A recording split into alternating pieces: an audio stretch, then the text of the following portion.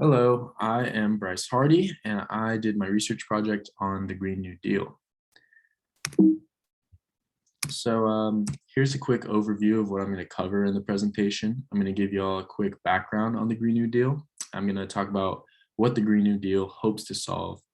Then I'm going to go into the economic platforms that the different versions of the Green New Deal in the United States would hope to implement. I'll talk quickly about the politics of the United States Green New Deal and give you a short conclusion.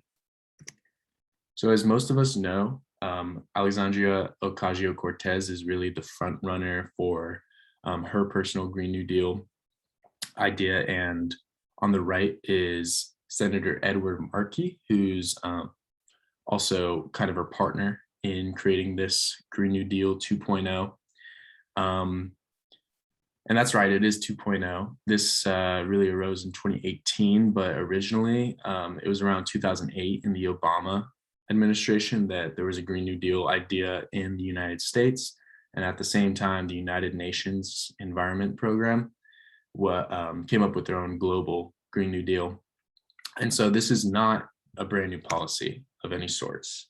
What it really hopes to do is convert a lot of our energy that's reliant on fossil fuels to clean energy, transportation that's reliant on gasoline to electric or hybrids, and just basically reduce emissions, continually reduce emissions until we're net zero emissions. And this is really hoping to solve climate change. And as we know, this is kind of representative of what we already do know, but it's the global temperatures are rising. They are projected to continue rising. And as you can see, this little spike, I don't know if you can see my mouse, but the point of the graph where it's the highest, that's about 2017, when as a world, we had like the most natural disasters and damage from natural disasters in the United States recorded ever. It's because of our CO2 concentration. They say CO2, the astronomical measurements that we have recorded now in 2019 is when this, or 2018 is when this chart ends, but now it's even higher. It's really the main cause of our climate change. This is a quick economic overview of the Green New Deal. So Green New Deal 2.0, that is AOC's and Senator Markey's version. Degrowth, that's it's very popular among scholars, but this one promotes growth. This one promotes economic degrowth. And so they're both ideas for how to actually fund it. I don't have time to go into all the minute details, but those are the two main versions supported. This is a little political art on the polarization, and it's really the main reason the Green New Deal is so stalled up.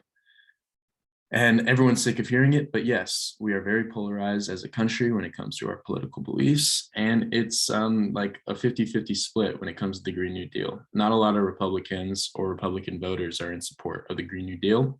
And when it comes to moderate Democrats, they aren't really either.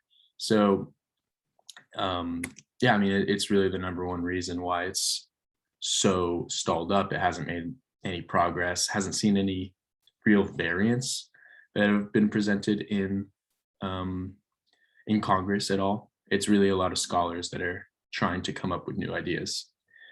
And here is actually data showing that a lot of Americans are in support of green policies, but not the Green New Deal.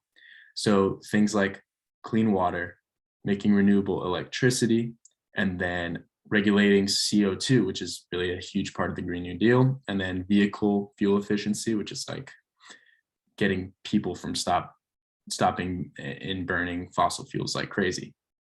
And so, yeah, I mean, it's showing that people would support ideas that are part of the Green New Deal, but not the Green New Deal itself because of other dividing factors, like the costs mainly, like cost. That's all that people talk about on the other side of the issue. Here are my sources.